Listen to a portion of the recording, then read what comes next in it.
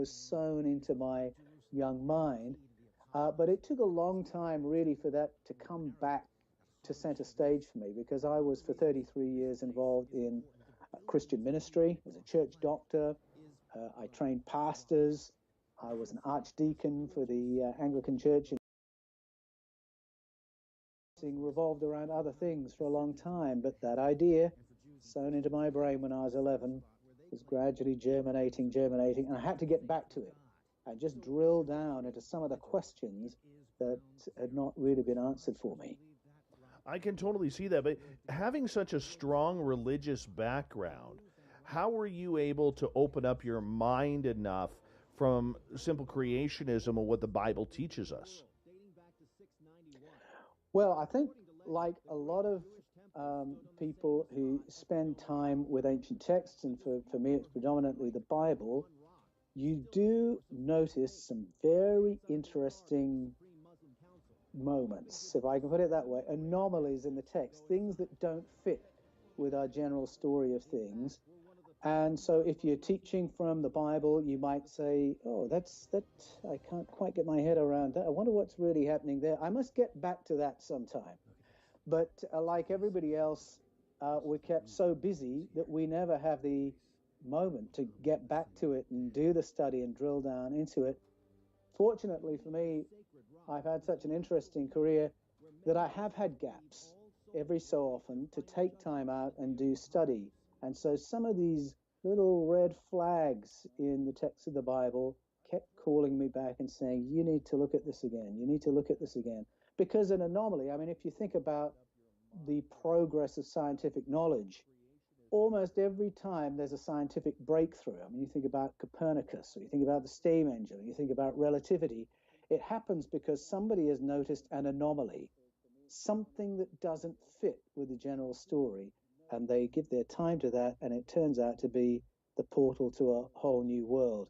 And that's how it was for me. When I finally had the time, in my book, Escaping from Eden, I talk about an ultimate Frisbee injury taking me out and giving me some time to draw aside, go back to those questions, look at the text again, and realize that there is a whole other story hidden in plain sight in ancient texts that I'd been familiar with for years. And then I realized that they paralleled in world mythologies and ancestral narratives all around the world.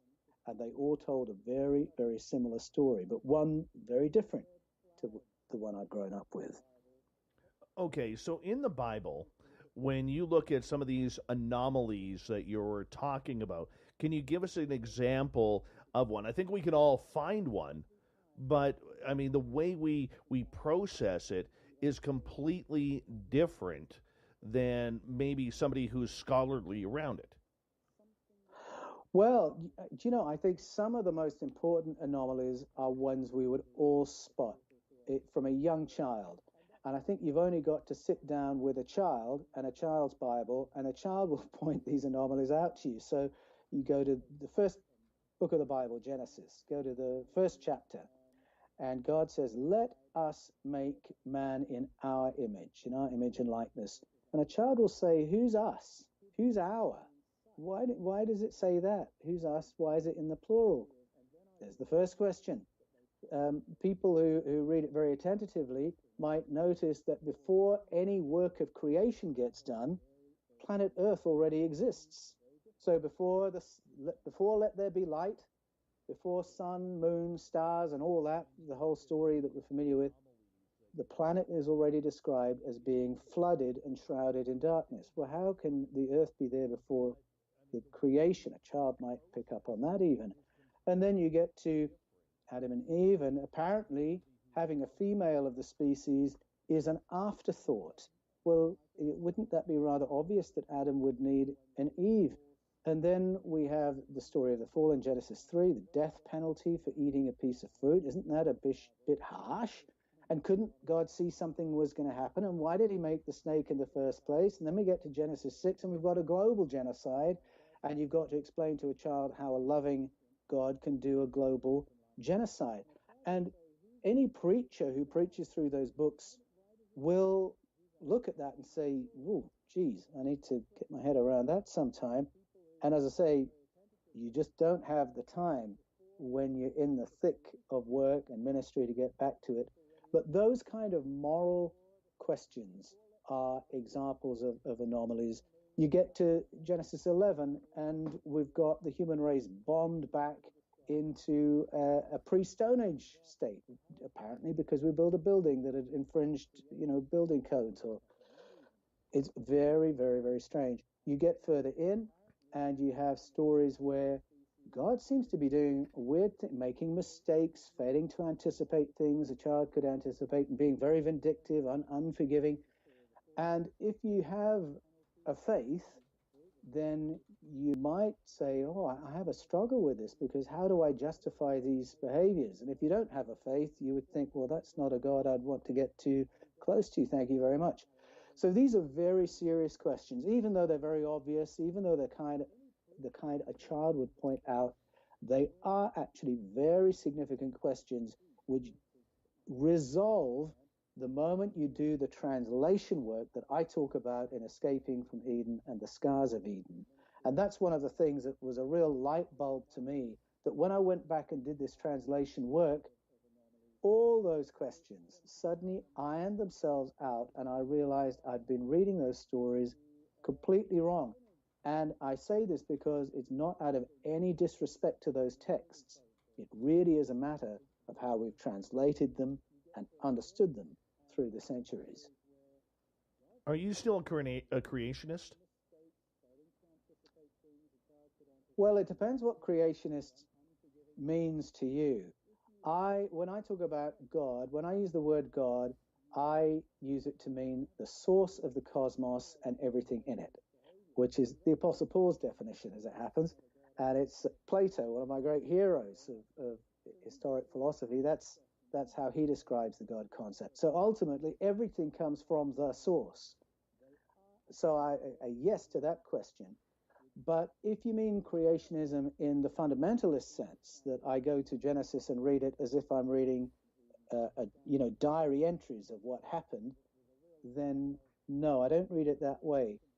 I think if we read it more attentively and we notice that the planet was here before creation, and we notice the pluralization of certain words, there are things in the reading of the story that we might actually need to take more seriously. So when I say not in a fundamentalist way, it's not being loose with the text.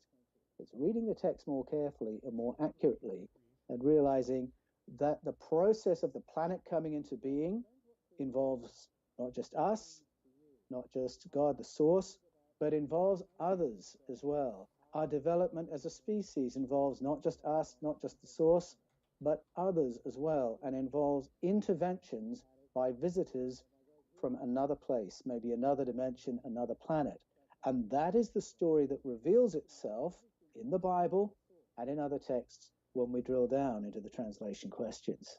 All right, this may be going completely off topic with where you wanted to go, but I kind of, the way I do things, I kind of react to the way you're answering the question. So I'm going to tell you, I have a complete phobia of dying.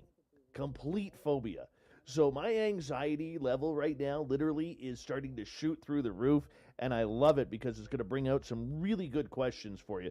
But if this is the case, and let's say you're right on the translation of creationism, and if the planet was here, which would equate to what scientists believe, then who is God? What is God? How is God? Why is God?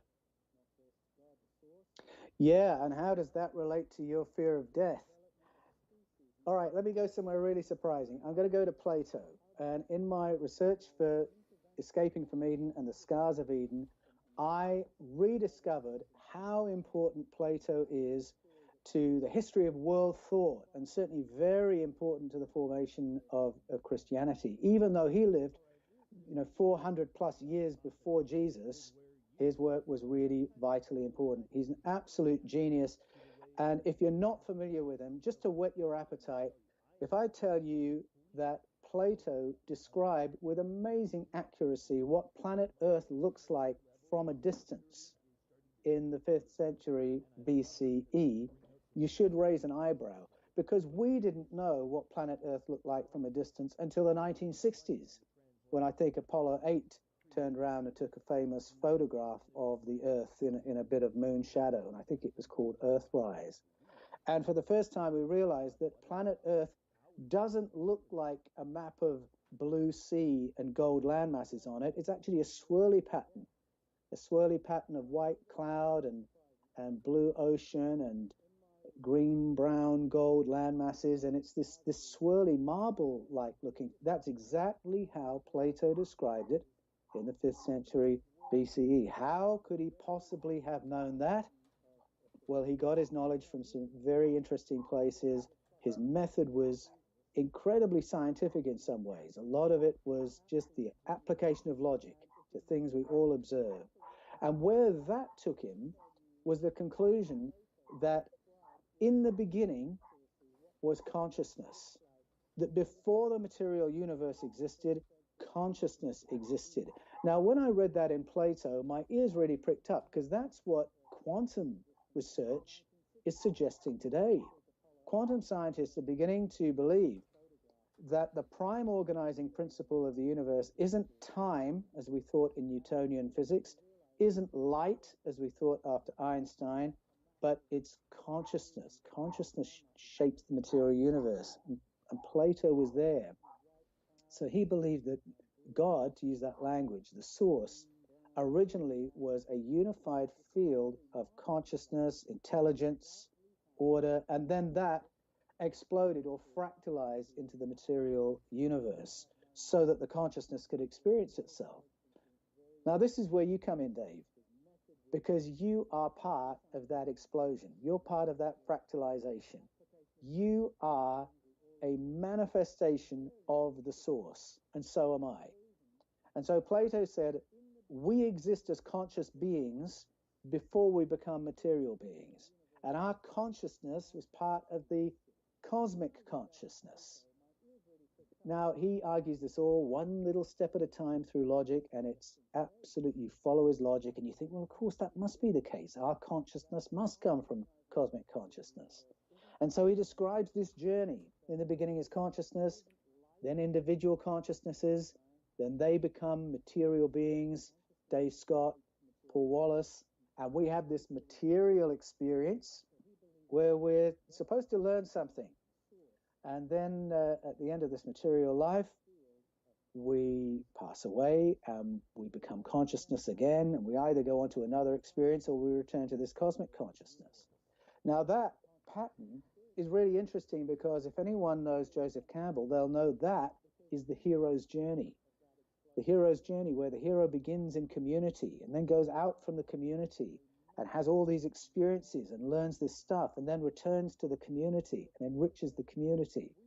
That's the story of Dave Scott, the consciousness, the story of Paul Wallace, the consciousness. We're part of this cosmic learning. And what I find really comforting about that, coming back to your and my deaths, is that we are never separate from the source in that whole journey. We are all aspects of the universe experiencing itself. We're all aspects of the cosmic consciousness experiencing itself. We are all part of the learning experience. And then at some point we come back together and we pull what we've learned. It's a real mind-stretching concept, but the more I've thought about it and reflected on it, the more comfort I find in that. And I realize that the story of Jesus in the Gospels absolutely follows that same cycle. So if I can just quote a couple of texts for you. In the Gospel of John, we're told, in the beginning was the Word, and the Word was with God, and the Word was God. He was with God in the beginning. So there's that, we're all part of the same consciousness. Then the Word became flesh and dwelt among us. And so we now have the material experience of life. We're learning some stuff. And then at the end of the Gospel, Jesus prays to the source, who he calls Father, and he says, now I'm returning to you back to the glory we enjoyed before the foundation of the world. Now, I believe that describes your journey, Dave, and my journey. We are all on this incredible learning experience. We're never separated from the source. We are never cut off from where we've come from. And I'm beginning to realize that the fear of separation is, and I don't want to offend anyone with a faith here, but the fear of separation has really been a driver in a lot of religious history in a really unhealthy way.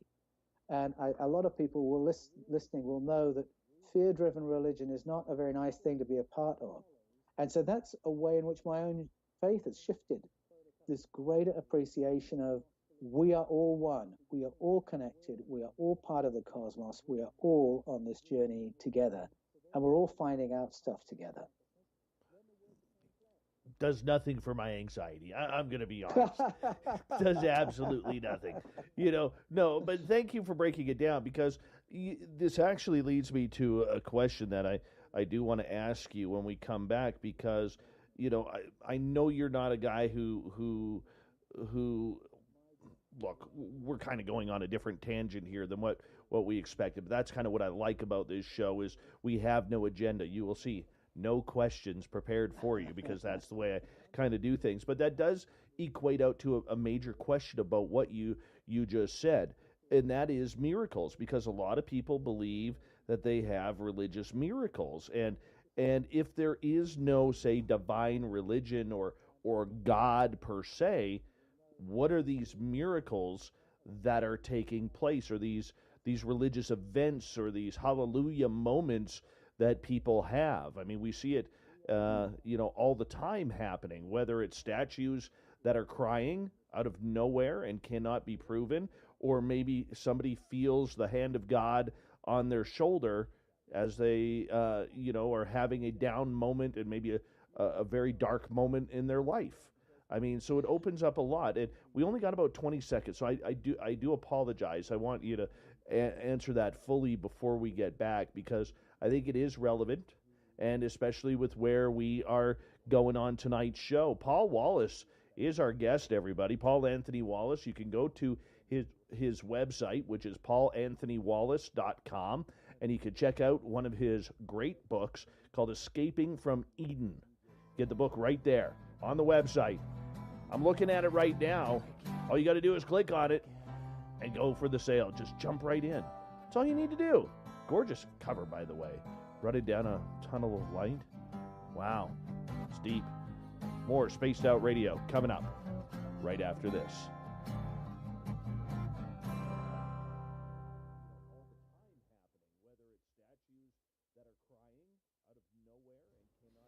All right, we're clear? Awesome. Great question. I've got some great miracle stories, and it's really interesting because my belief in miracles has really expanded through the journey I've been on in writing these books.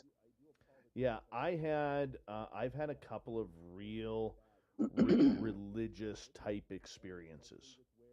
And I'm not a guy who goes to church. I've always been a believer of God and everything.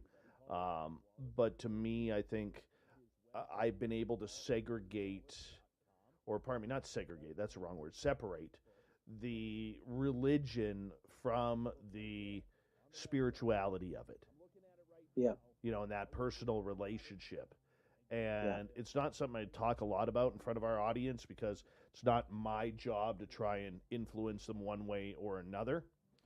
But I know for me, the two run-ins with the angel of death, the one run-in with when I was, oh goodness, this would have been about 1999. Yeah, 1999, 2000, where I was driving down a highway on Vancouver Island, and I just finished coaching a hockey game, and I had an absolute panic attack about death, because I was a brand new father. Had an absolute panic attack about death, because I told my daughter that I would be with her forever, and then it hit me that there's going to be one day where I'm not going to be there for her. And it dropped me. And I remember I was doing, speed limit was like 100 kilometers an hour. I was doing like 150, 160 down the highway. I didn't even realize it. And then all of a sudden, like, I'm bawling my eyes out, man. And, screaming at God. And literally, like, there was this overpass, and I could see this light, street lamp off the overpass. and the biggest deer that I have ever seen was Oh, standing right in the middle of the highway, and it, it was probably 600 yards away, and I'm doing 160, and all of a sudden I felt this giant hand on my back, giant hand, and the words came to me, "Don't worry, everything's going to be okay." And I slowed right down. That deer watched me until I came to a complete stop, and I was stopped for about I stopped about 7,500 yards from it, and literally I literally was bawling in my car, like, and it was weird because this is about 1:30 in the morning, 1 o'clock in the morning. There's nobody behind me on the highway, and there is nobody in the far lanes going the opposite direction. It is me, this deer, and this giant hand on my shoulder. It was profound, man. It was totally profound. oh, that's an amazing experience. And I know so many people. It's so interesting. People share their stories with me every week. Some weeks it's every day, and the number of stories like that I've heard is just mind-boggling. And again, for me, it really emphasizes that we're not separated from this cosmic intelligence, that we are not living hidden, if I can put it that way. And that was a very loving experience Yeah. that you had there, to understand your compassion as a father for your daughter. Wow, Yeah. that's powerful. Yeah. Yeah, I I totally will say relate to this that. though. I will say this though. Channeling the angel of death will screw you up. Yeah, that's not something I'd want to do. Yeah. Done that. December 13th, 2017. Or not By 2017, 2011. December 13th, 2011. by accident, I take it. I actually saw the angel of death in my mother's eyes. And 2 hours later, 3 hours later, I sat down on my couch and not even knowing what channeling was, and I channeled him, and he told me how to keep my mom alive. 9 years later, my mom's still alive. Whoa, that is very interesting. Yeah. Wow, you've got something going. Oh yeah, shit, dude. I'm a bag of woo. I am a big bag of Yeah, woo. and it was all triggered by this one experience you had with your mom. Yep. And that's where all of a sudden I jumped off the deep end. I had Yeah, no choice. I yeah. probably did. I mean, it cost me all my friends. But Oh, I can relate to that. yeah. I really Hold can. on, my friend. Thank you, Awesome Cat Chaser, for that great super chat. It's a great way to support what we do. Don't forget, give us a thumbs up and hit that subscribe button.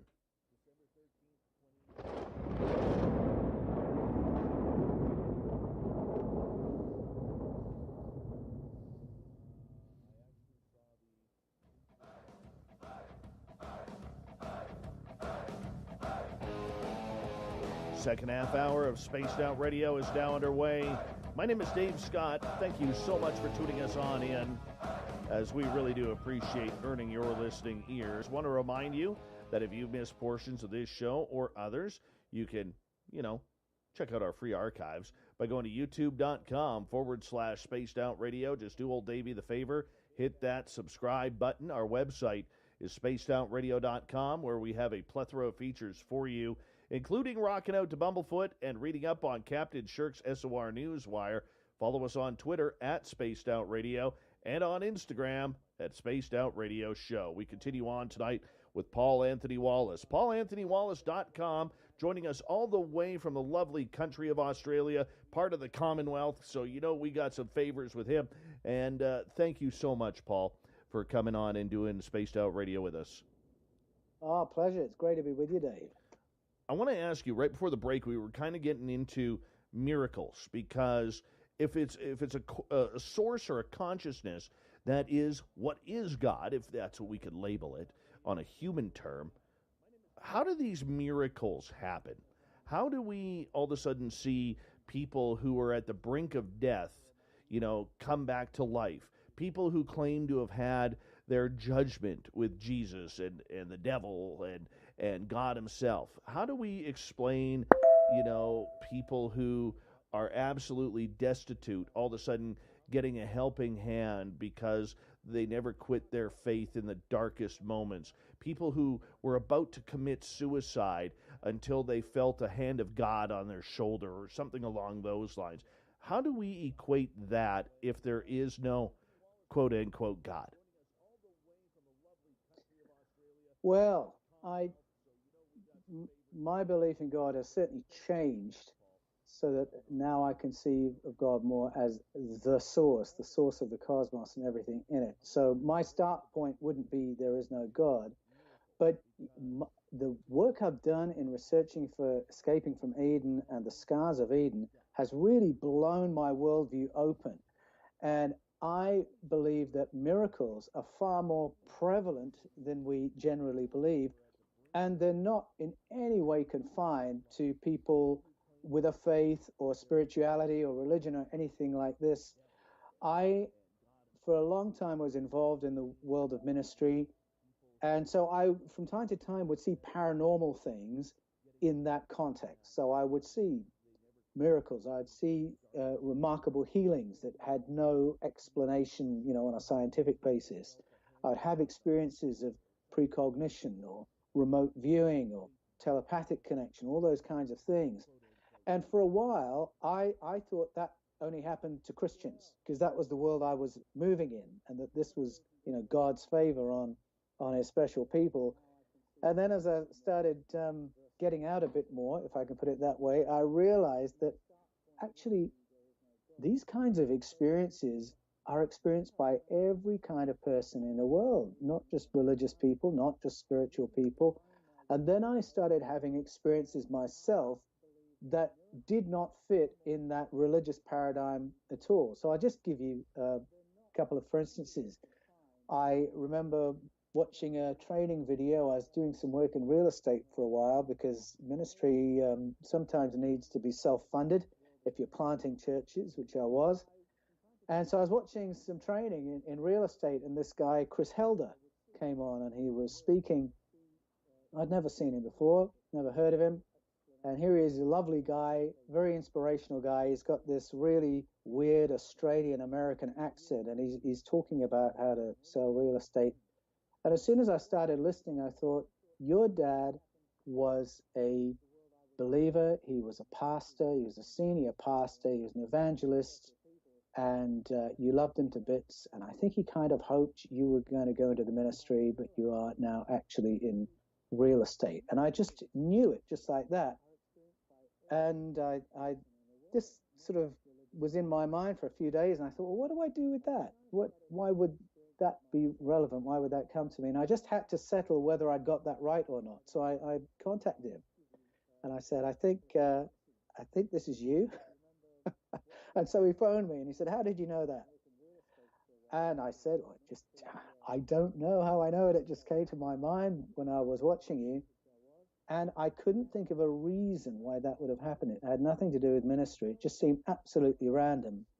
And then we were having our house painted. We were preparing to sell our house, go on the market, and we needed the exterior painted. So I went, it's another real estate story. I went to a real estate agent and I said, do you know anyone in town who does this kind of painting? And the realtor said, oh, actually, my husband, Keith, he does house painting. He could come and quote you for it if you'd be interested. Now, as she was speaking, into my mind came a very precise image of what her husband looked like. So much so that when he randomly drove down my street a few days later, I recognized him from what I'd seen in my mind's eye. A guy phoned me up wanting a gig at my church. He was a musician and he wanted to come and visit my church and do his thing. A really interesting guy called Levi McGrath. Check him out. And as soon as he was talking to me on the phone, again, the image of his face came into my mind, so much so that when he randomly walked into a room a couple of weeks later, I recognized him from what I'd seen in my mind's eye. Now, after a few of these experiences, I realized these were nothing to do with ministry or God giving me information for some, kind of ministry reason. This was something, I was tuning into something else. And I began to realize that it had something to do with my brain, and that my brain was firing off in a way that was different to what I'd known before, but was very, very similar to what all kinds of people experience the world over. And it got me into a journey of discovery, of trying to work out, well, how is it happening? Why is it happening? And just to whet people's appetite for how I think it might work, you might remember, Dave, from the days of analog TV, that you could have a television in a house that didn't get very good reception off the aerial on the roof. But if you stood closer to the TV, all of a sudden you'd get a great signal. And that's because you are a better antenna for radio information than the engineered device on your roof. So the moment you begin getting your head around that, you realize that's very significant. That if we can pick up radio information, maybe we can pick up TV information. Maybe that's how we hear things and see things remotely, because your body has an electromagnetic field, the planet does. One way or another, these experiences are real that people are having. And I think it's because we are actually some kind of antenna, whether it's for light, radio, consciousness, however you want to think of it. But that's the beginning of an explanation I have for some of these miraculous experiences that we have that involve remote viewing, precognition, telepathic connection, and then that goes to other things as well. Do you believe then that with the miracles that are happening, that there is some source setting this up, or maybe a reincarnated spirit that is waiting somewhere in the cosmos, waiting to come back? Is that possible, or is it a godly affair? Well, I think there's a lot more going in the cosmos that you and I can see with our physical eyes. I mean, I have cats, and they can see things I can't see. So I believe that there may be other dimensional realities out there. People who have altered states of consciousness, who do tea ceremonies in the Amazon, that kind of thing, very often they will describe experiencing other dimensional entities who seem very interested in us. So I think that may be part of the story. I do believe that human consciousnesses are around us as well. Some people have a very vivid sense, in some cultures, a very vivid sense of being surrounded by ancestors. There's an amazing verse in the Bible that talks about us being surrounded by a great cloud of witnesses. And I believe that can be part of the story as well. And I've had a few experiences where I'm beginning to think I've actually got a benevolent team around me, helping me in a way that I don't see, that I'm not fully aware of. But these moments have happened from time to time. And I know they have for you as well, Dave, where one of my team members suddenly shows up in a moment where it's desperately needed and either stops that accident from happening, saves me from that person, or just says, look at this, and helps me to see something I need to see. So I think there's all that going on around us, and different ones of us are tuned into different aspects of that. Interesting. Okay, so there's always an extraterrestrial example for all of this. You know, for some reason, the aliens have their fingers on everything.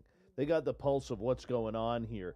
Is it a matter that we are a new species that is trying to enter that galactic federation, as we've heard a month ago, or have we been manipulated by some extraterrestrial presence over the millennia that humankind has started to evolve?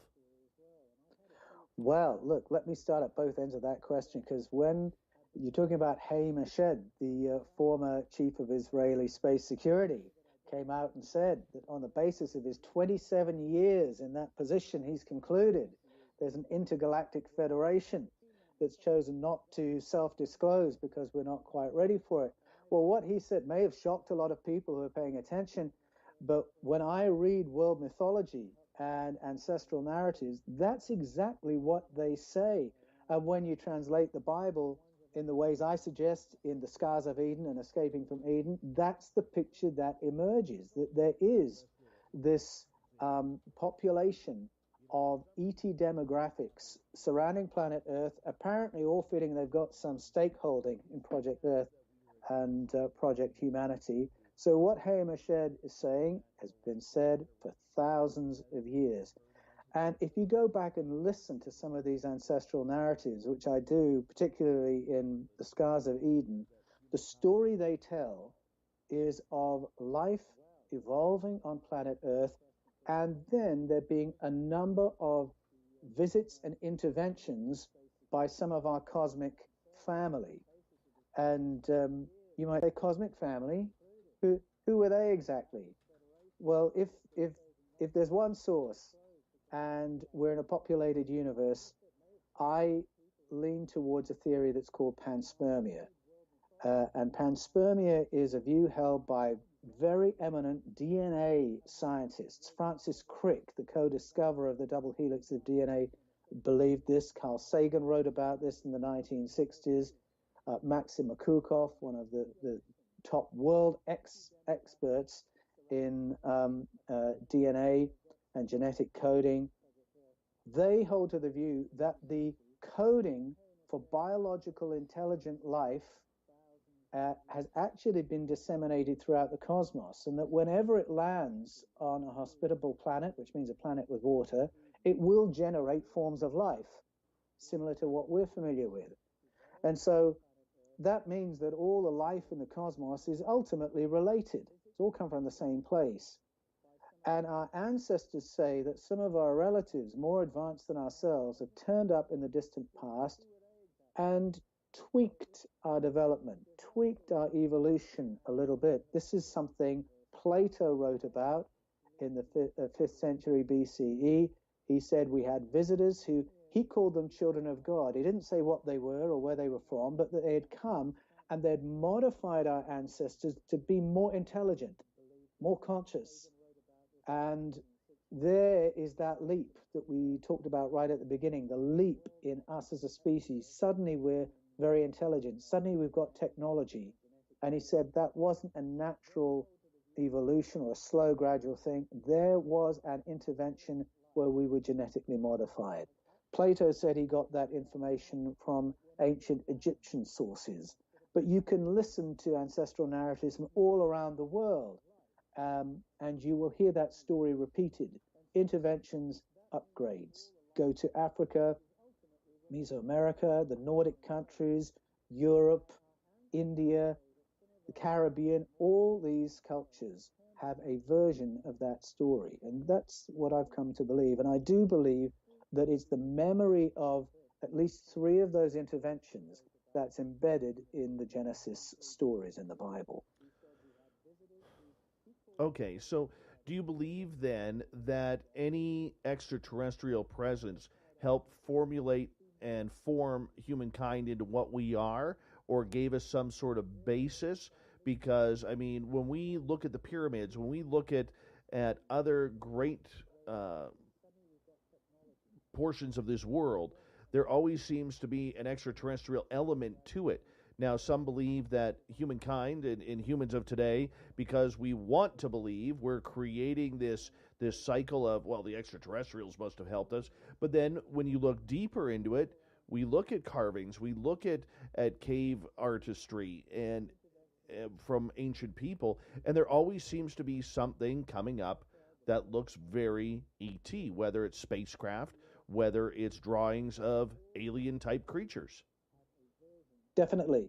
I think, if we took our artistic heritage, our artistic canon, as seriously as we do ancient texts, our worldview might be quite different, because you're quite right. You can go to Algeria, you can go to Australia, you can go all around the world, and as you say, you'll find carvings that are instantly recognizable. You go to Central America, you'll find, there's a whole section in the Museum of Guatemala of sculptings that look like Bluetooths and space helmets. They have a whole section for that.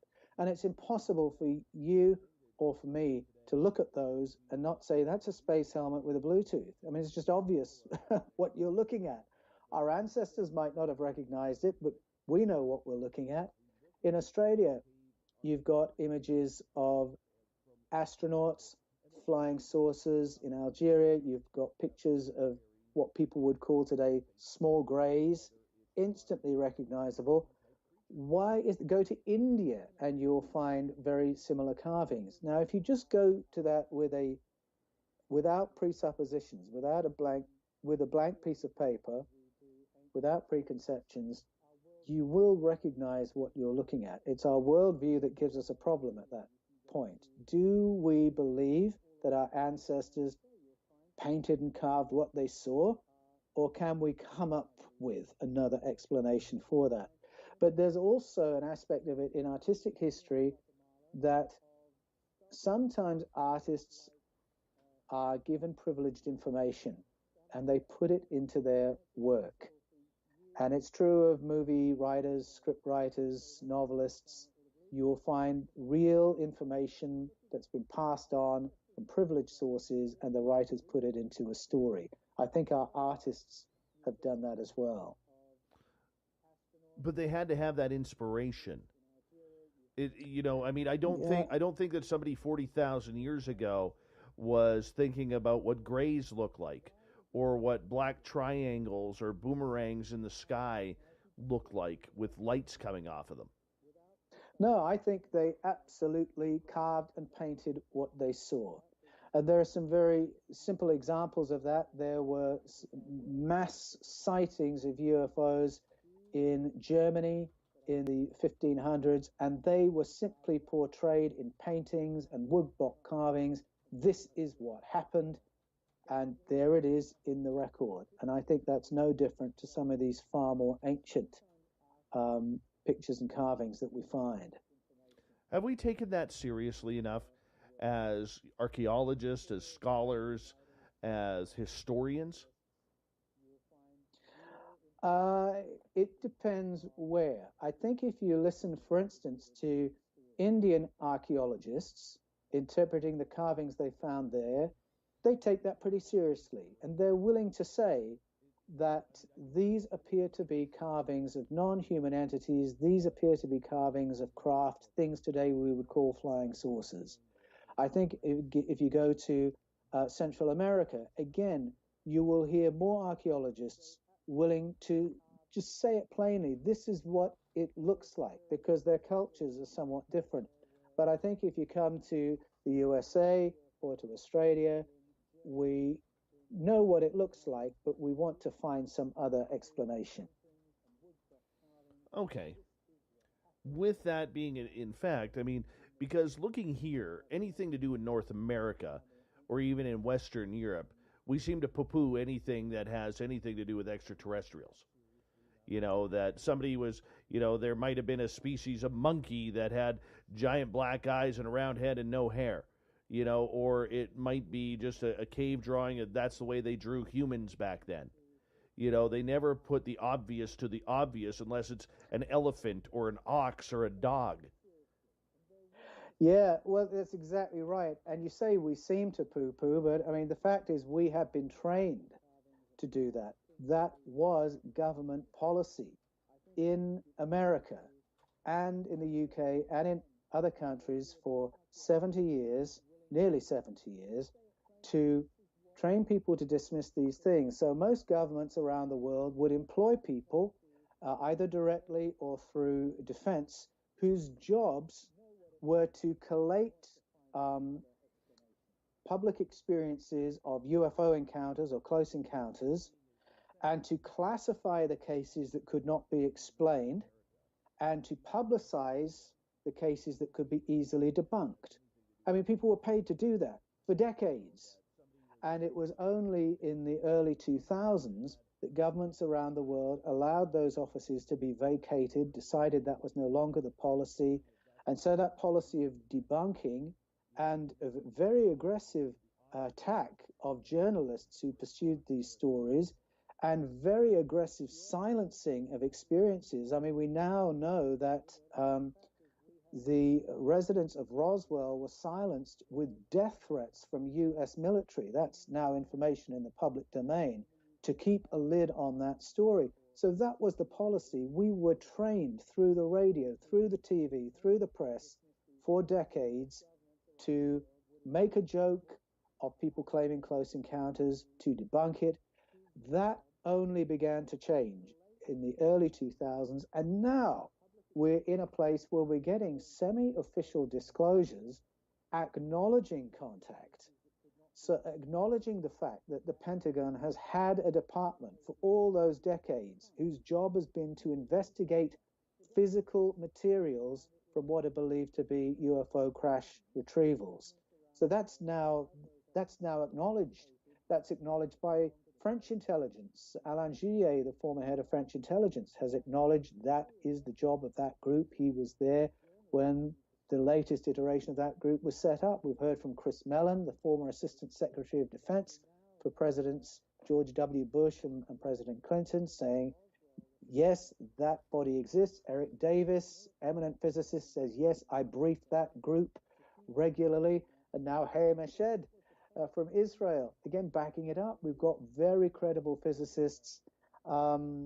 I've suddenly blanked on his name. He's the guy who appears in Close Encounters of the Third Kind. Jacques Vallée, that's right, who is talking openly about the fact that he is examining metamaterials, again, materials that appear to have been generated off planet.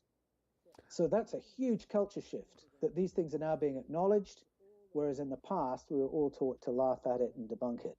Well, we have a lot of questions in regards to that, as well as in hour number 2. I'm going to take some questions from our audience in the chat room for you, because I know they will be wanting to hop on and get involved with the chat, because they're pretty brilliant. They really are pretty brilliant when it comes to it. So, Paul, I'm going to get you to hold on right there, because we are going to go to break here at the top of the hour. Paul Anthony Wallace is our guest tonight on Spaced Out Radio. His book, Escaping from Eden. Does Genesis teach that the human race was created by God, engineered by ETs?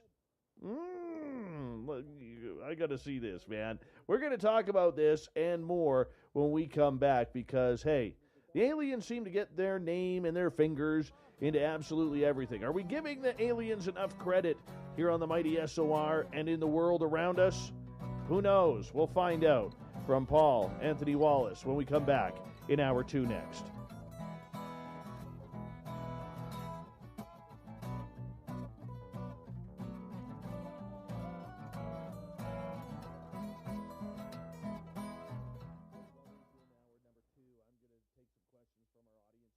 That was a fun first hour, man. Oh, good. I'm just going to run my dogs outside in the snow. I'll be right back. You can hear me rock out with Little Brother is Watching, the official theme song of Spaced Out Radio. And then come on over to bumblefoot.com, where you can find out about my tour schedule, my music, and everything else. Bumblefoot.com keeps you up to date on what I'm doing and the best way to stay in touch with my music and music camps. Sign up for my newsletter at bumblefoot.com, and remember, Little Brother is watching. We all know on Spaced Out Radio we love a good beard and mustache, so why not take care of your facial hair with Mighty Moose Beard Oil? Made in Canada, we're taking care of beards and stashes around the world. We use 100% natural ingredients with our oils and balms to make your whiskers feel silky smooth. Use promo code SOR2019 at mightymoosebeard.com today.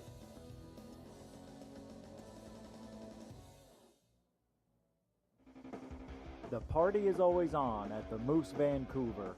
The Moose Vancouver is where you want to be when visiting Canada's West Coast. Open until 2 a.m. nightly, the Moose cranks up the rock while serving some of the best rated food in the city. The menu starts at $6.95. Why party anywhere else in Vancouver when the Moose is right there? Get your horns up and rock with the Moose, the official party bar of Spaced Out Radio. For the price of 1 cup of coffee a month, you can become an SOR Space Traveler. The Space Travelers Club is a place where you can interact with other listeners, either live during the show or on our great forum. We want your stories, pictures, comments, and ideas. You'll get live video streams, exclusive content, and be a part of our newsletter. Stay in touch with everything SOR. The Space Travelers Club is just $5 a month at spacedoutradio.com.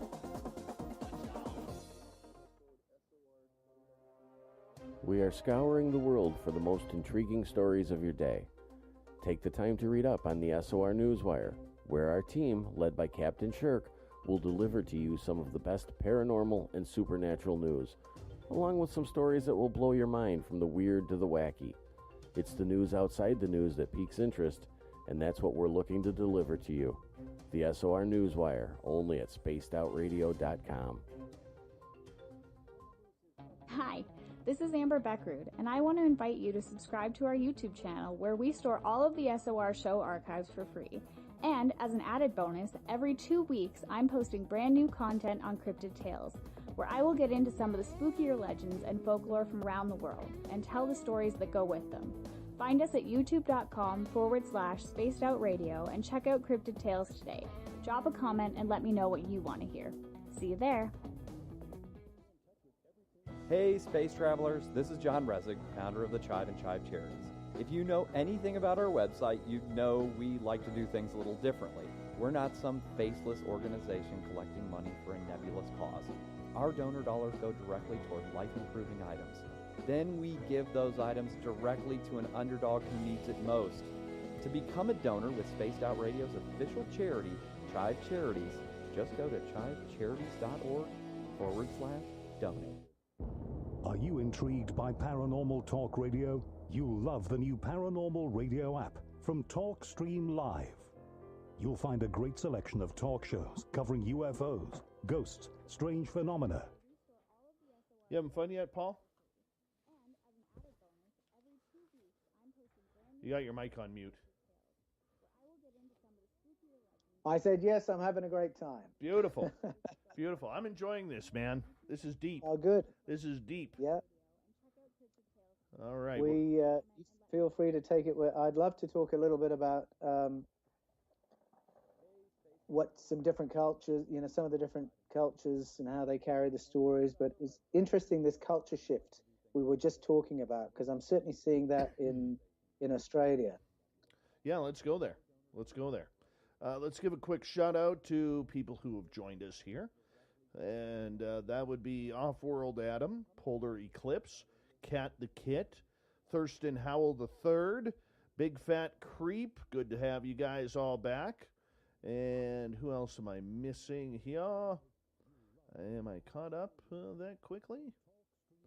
I think I may be. Rafaela, welcome back. Chris Reap, good to see you. Chris says, vacation starts tomorrow. Heading to California to surf. You in, Dave? No. Dave doesn't do the ocean. Don't get me on a rant about this, man. There's sharks there. Sharks kill people. I'm a meal. No. No. All right. Gorgeous Larry, $5,900. Welcome back to the show. Eric with a K. We are his fourth favorite show. We are number 4 in Eric with a K's world. It's awesome. We were once number 5, previously number 2, but we fell back to number 4. Then we dropped to 5, but we're back up to 4, which is nice. Fourth favorite show of Eric with a K's. All right. Big thank you to Human Carl and to Cat Chaser for those amazing super chats. Thank you so much for supporting this show. We really do appreciate it. Hey, Lexi Fox, how are you? Good to have you here. And, hit that subscribe button if you're new. We're trying for 15,000 subscribers. Before May 24th, we're at 10,761 before tonight's show. Hit that thumbs up, hit the thumbs down, the thumbs sideways, and we'll get ready to rock and roll here in about 5 seconds. Paul, you sit tight. We'll reintroduce the show and reintroduce you.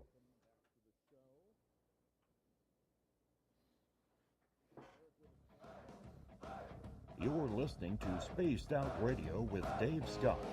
Follow Dave on Twitter at Spaced Out Radio and on Facebook, Spaced Out Radio Show.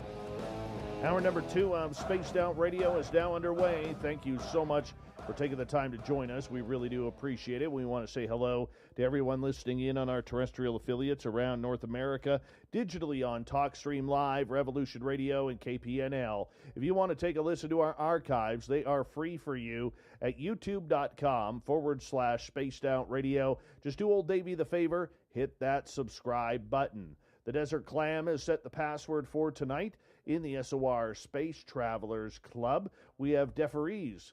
DeFreeze is your password. Use it wisely, Space Travelers, as the Clam sets the password each and every night right here on Spaced Out Radio. Our website is spacedoutradio.com, where we have a plethora of features for you, including rocking out to Bumblefoot and reading up on Captain Shirk's SOR Newswire. Follow us on Twitter at Spaced Out Radio and on Instagram at Spaced Out Radio Show. We bring on Paul Anthony Wallace tonight, all the way from Australia. His website, paulanthonywallace.com. I highly suggest you check it out, where you can find his book, Escaping from Eden. Does Genesis teach that the human race was created by God or engineered by ETs? Welcome back, Paul. G'day, Dave. Good to be with you.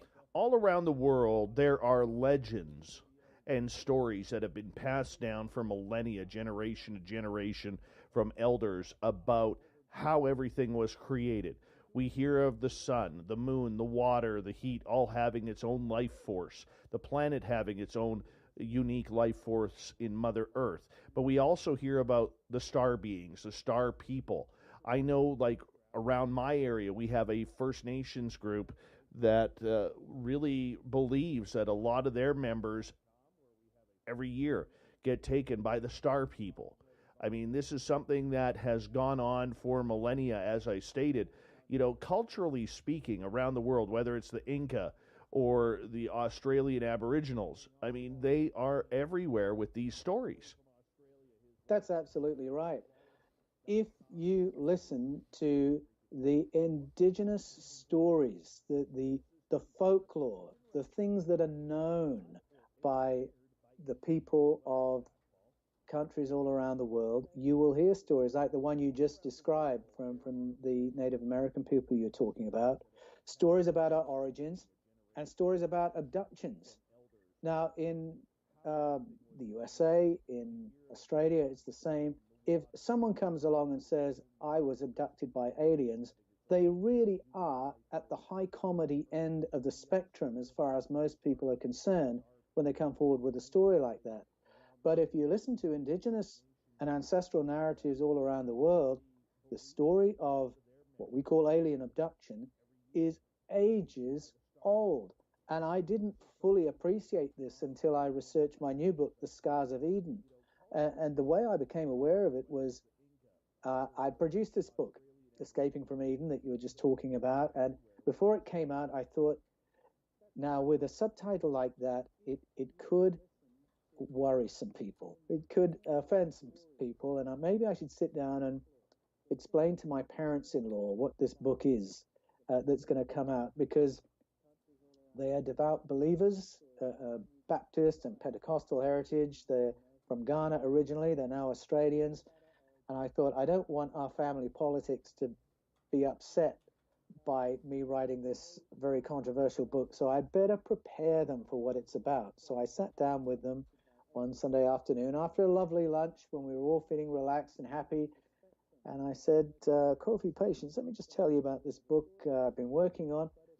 And so I talked them through what the book was about, which is about paleo contacts, extraterrestrial species visiting us in the distant past and having hands-on involvement in our development as a species. And I explained that I actually find this in the Bible, and explained it all to them. They were giving no reaction, total silence, poker faces. I didn't know how this was going down. And then finally, when I'd finished my explanation, my father-in-law, Kofi, said, a penny has dropped. And then my mother-in-law, Patience, said, she leant forward and said, Paul, we already know this story.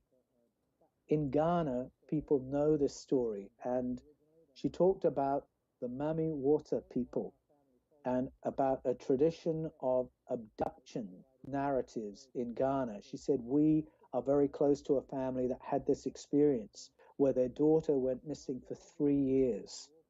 And when she reappeared, she didn't want to say where she'd been, what had happened to her. Her parents obviously wanted to know, where did you go? Why couldn't you contact us? They were expecting a story of a failed elopement, or she'd been kidnapped, or it was human trafficking, or something like that. But finally, she said, I was held against my will. It was in an underwater base. They used me to produce children, and my captors were not human. They were the Mami Water people. Well, they had heard this story because it is centuries old in Ghana, and I discovered that the same story is told all around the coastal regions of Africa. You can hear it in Nigeria. You can hear it all up the western seaboard into the Caribbean, Brazil, Haiti, Cuba. You can go to the Philippines. The same stories are told there. In the Philippines, they have words whose only function in their language is to tell that story. The roots of that story are in India. The words clue us to that. You can find it in Greece, in Europe, the Nordic countries. And then I discovered Ireland, Scotland, Wales all have these stories as well. Abduction, used to produce children, returned after a while, having been kept in underwater bases. Now, when I started writing The Scars of Eden, I hadn't intended to write a book that focused very much on abductions, because I just don't think it's a subject people take very seriously. But the moment you start listening to world mythologies and ancestral narratives, whether it's to Aboriginal Australians, First Nation Canadians, Native Americans, the stories are right there. And you have to do business with them and work out, why is this story repeating all around the world? And what does it mean? Especially, what does it mean when people return and say, this was my experience? That can go in so many different ways, though. I mean, we hear that about extraterrestrials. We hear that about creatures like Bigfoot or the Yeti. We hear it about gnomes and other interplanetary type species that are said to live in inner Earth. I mean, does this open up a whole catalyst of creatures as to why they may be scooping up human beings? Well, yes, some of these abduction narratives make no mention of a connection with the stars. Some of them do, like the Native American story that you just described. Some of them are agnostic about who these other people are who look human but are not human. So, there could be a whole spectrum of demographics involved in taking human beings for whatever reason. But the stories that I found recurring that really caught my attention are ones that say that at least some of these abductions happen because there are visitors from other planets who actually want to enrich their own gene pool with what we have. They actually find human beings very attractive. If you go to Genesis 6, that's how the story is told there. It's told that the Bene Elohim, ones like the powerful ones, is how I translate that, found human females very attractive and wanted some of that in their gene pool. And so there is that interplanetary, interstellar aspect to the story. But it is so widespread and I believe so current. It's the kind of story that people hold very close. They don't go around boasting about these experiences in our culture. But people contact me every week, and some weeks it's every day with anomalous experiences. And from what I'm learning in that way, I am beginning to develop the picture that these experiences are far more widespread than we've ever imagined. And if we would allow people to speak and listen without seeing it as high comedy or with the need to debunk, then we might learn a thing or two about what's going on planet Earth. Does the story change from culture to culture, from continent to continent? So, for instance, let me verify that. What we see in Egypt and what we've read in the texts and in the hieroglyphs in Egypt, are they the same story as what we hear in Mexico with the Incas, or what we hear from the the mountains of Russia and China? from the ancient civilizations there. Yes, well, there are a lot of overlaps. All those sources that you named, there are overlaps in the stories told, both to do with who these other beings are, what they look like, their size, what their influence was in human society. They all tell a story that says that our ancestors were originally governed by leaders who were not human, and that in fact our whole paradigm of leadership is rooted in that primitive experience of being governed over by beings who had no fellow feeling with us. And in my book, The Scars of Eden, that's one of the scars that I talk about, that our psyche has been affected and in some places traumatized by the experience of being overpowered by other beings who then corralled and governed us. So that's an aspect that repeats. But there are many really interesting details that correlate from place to place. And it's been more the similarities that have caught my eye than the differences from culture to culture. One difference, though, is how the cultures report it, because in Australia, I was blown away a couple of years ago. A lady called Jane Pooley, just a very regular seeming lady. She's a registered nurse. She's been 30 years in nursing. Very regular kind of lady, except that she says that as well as her 3 children who were born in the normal way, she has been abducted and been used to produce 2 hybrid children as well. Now, she went on national television and shared that story and was given a serious listen by Ita Buttrose, who's the chair of Australia's ABC. Now, the fact that she was given a serious hearing represents a bit of a culture shift over here, because it's not always been like that. But most people, when they hear that story, will startle at it as if they've never heard the like before. Whereas if you go to Greece and ask a question about where the Minoans came from on the island of Knossos, you will be told, oh, the Minoans were the result of an abduction, where a princess of Phoenicia was kidnapped by a non-human entity and produced 3 hybrid children, and one of them was Minos, and he was the leader of the people who lived on this island. And in Greece, you're taught that as history, not as make-believe, not as fable. That is part of history. And in fact, the mother of Minos has the whole of Europe named after her. Her name was Europa. And so here you've got Europe named after an ET abductee. That's how historic and mainstream that story is there. Whereas in Australia, it's really considered a fringe concept and, really almost a comedic piece. So there is that spectrum as to how the story is told. If you sit down with Aboriginal elders or listen to Native Americans, they will tell you very seriously that their ancestors were taught and nurtured by beings who came from the stars, specifically the Pleiades. And it's not comedy, it's not fiction, it's their explanation of who they are and where they came from. And so that difference of approach and attitude, it's more that I see differing from culture to culture. The actual elements of the story seem remarkably consistent all around the world. With a lot of these cultures that have claimed to have this history, do we see a lot of interaction, whether it's peaceful or not, with these star beings, around the world? Well, some of the interaction is benevolent, certainly, and my journey into this was through the book of Genesis, and the first intervention that gets mentioned there is a benevolent one, where the planet has been devastated, I believe, by a comet. I think that Genesis 1 is actually recalling the state of the planet after the Clovis comet of about 12,000 years ago.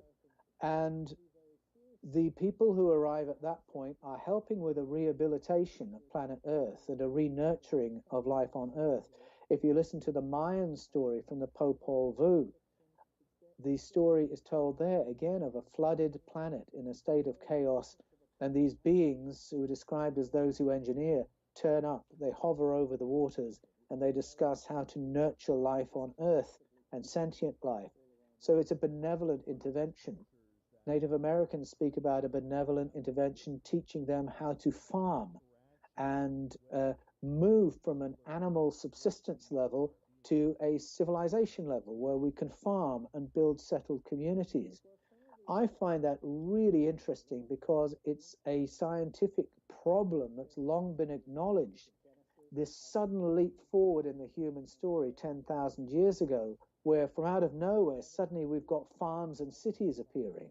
And in 1998, Manfred Hoyne from the University of Az in Norway took a team from there and the Max Planck Institute to what appears to be the site of the first farm in known history. From about 10,000 years ago, suddenly they work out how to genetically modify 11 crops. Suddenly they work out how to do animal husbandry. And then that one family, apparently. And then suddenly that information crops up all around the planet.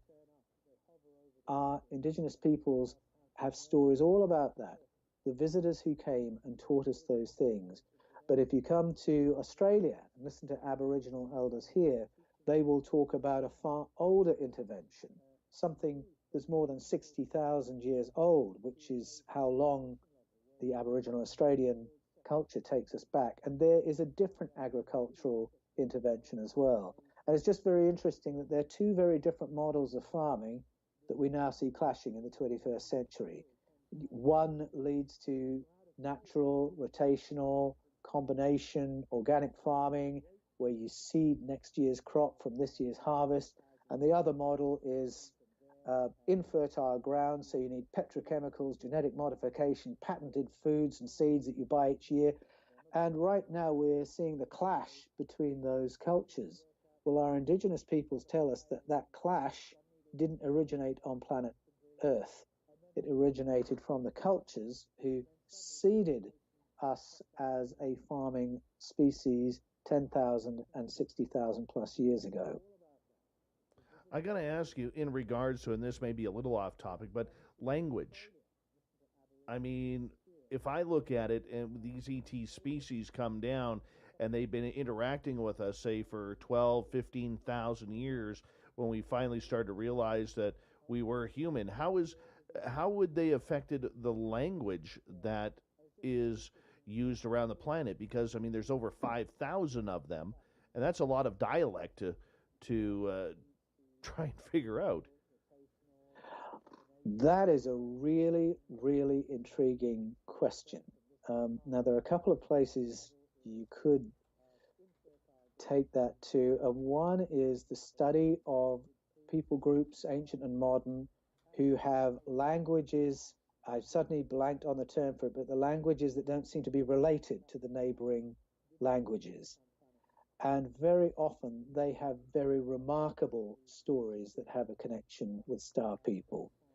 But whether there's been any, if I can say, loan words from extraterrestrial visitors, I'm not sure about that. I've not seen a lot of evidence for that. One of the very intriguing things about the Sumerian stories, for instance, which I discovered through my study of the Bible, because the Genesis stories turn out to be a summary form of the ancient Sumerian stories from 6,500, 7,000 years ago in Mesopotamia. They have these stories of the sky people who came, colonized planet Earth, taught our ancestors all the rudiments of farming, city building, money, writing, legal systems, mathematics, science, technology. What's interesting about those stories is that those beings who came and taught all those things, the hint is there that they didn't talk out loud, and that they found human beings very, very annoying because we talk out loud. They communicated telepathically, and that was how they communicated with the human populations as well. So it's very possible that those visitors could have had zero impact on human languages, which is rather intriguing. But where I do find a really interesting thread to follow is in vocabulary that recurs from culture to culture in the telling of these stories. And there's a video I did on the Paul Wallace channel just recently. I think it was the one titled "Was Jesus an Alien?" Rather provocatively. And it talks there about this word Anak. Anak, Anakim, Anunnaki, and finding that that word travels all around the world to describe very often giant people who were our ancient leaders. And so those are the kind of threads I like to follow that says there was contact. There was contact on a global level with these other entities, and we were given a name for them, and that's been remembered. We've got about 2 minutes here before we have to go to break at the bottom of the hour. Our guest tonight, Paul Anthony Wallace. PaulAnthonyWallace.com is his website. As we combine the history of how we got here, do you believe that extraterrestrials really helped create everything that we have, from the pyramids to waterways to how to farm? My belief is they gave us the technology that enabled us to do those things. When you look at some of the megalithic structures in Central America and certainly in Egypt, we do not know what technology that they used to produce those results. And I would suggest that in the carvings, there is evidence that the technology they used is technology we don't have now. And that technology may have been the gift of our visitors. Where'd that technology go? That's a great question. Unfortunately, I think it went with the death of some cultures. So there was a deliberate extinction of Egyptian knowledge, for instance, as the history of empires plays out, and you go into the Greco-Roman period. And I think some of that knowledge was lost when the languages were suppressed, when people could no longer read the hieroglyphics. But the actual equipment, I think our visitors took it with them. And then when cultures died, whether through natural disasters, comets, etc., they took that information with them. But I think some information always survives, and that is maybe that's for another discussion in the next hour, where that information goes and how that relates to esoteric traditions. Oh, we can definitely get into that, my friend, because I mean, I'll be honest with you, I am so into this subject, but so confused by it as well, because it's a hard lot and a hard pill to swallow when you're literally looking at an entirely different history than what you've been taught. And that is a major thing. We could get into that too when we come back. Paul Anthony Wallace giving us an educational whipping on humankind's history on this planet that we call Earth. His website, PaulAnthonyWallace.com. We'll be back with Spaced Out Radio right after this.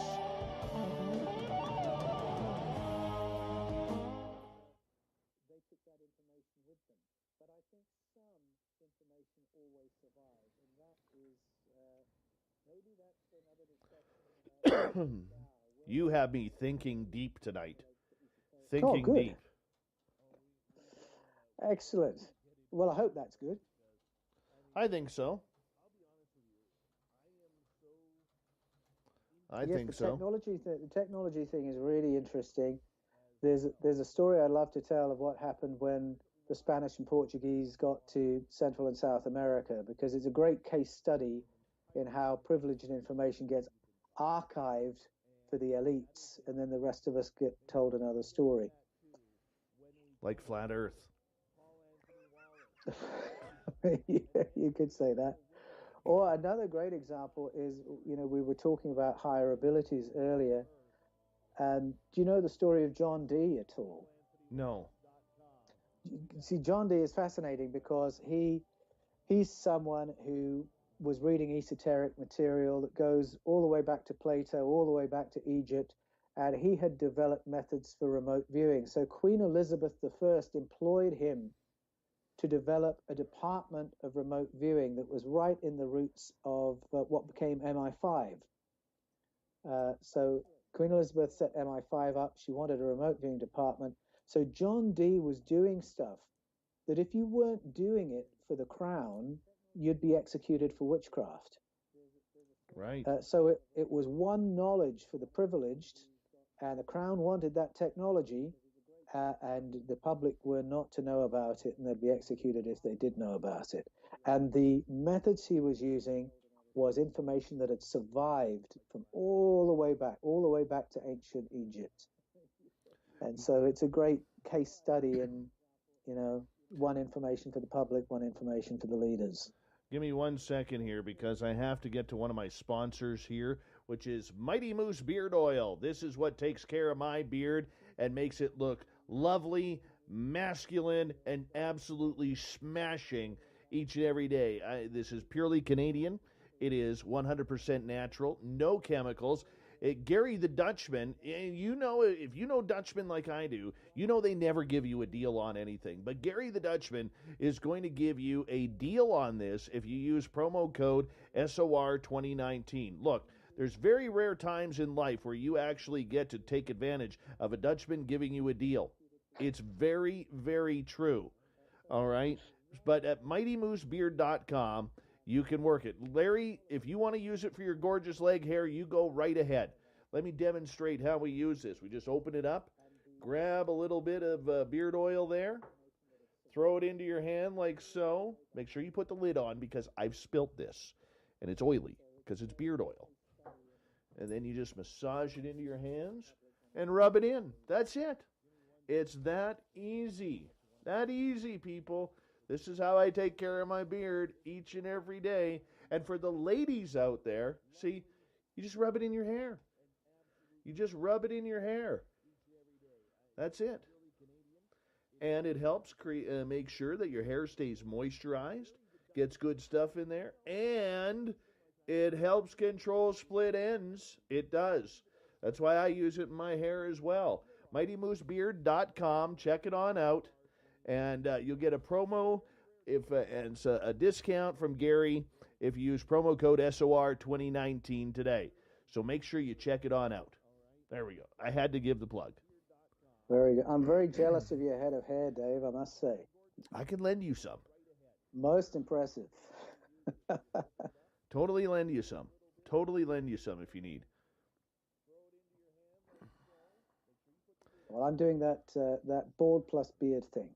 I like which is also very fashionable. Extremely.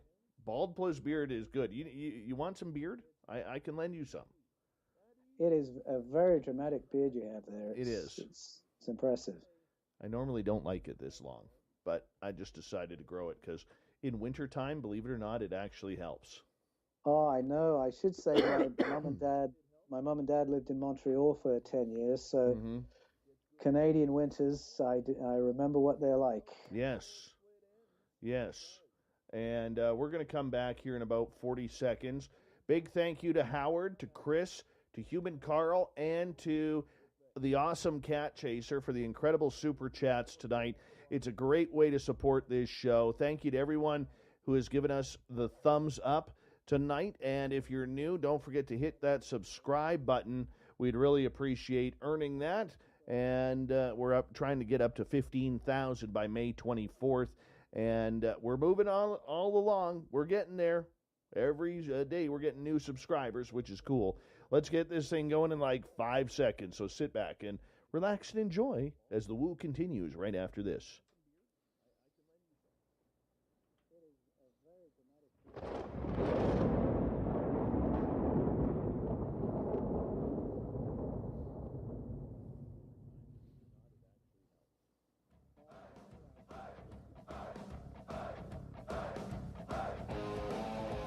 We pass the halfway point of Spaced Out Radio tonight. My name is Dave Scott. Thank you so much for tuning us in. We really do appreciate it.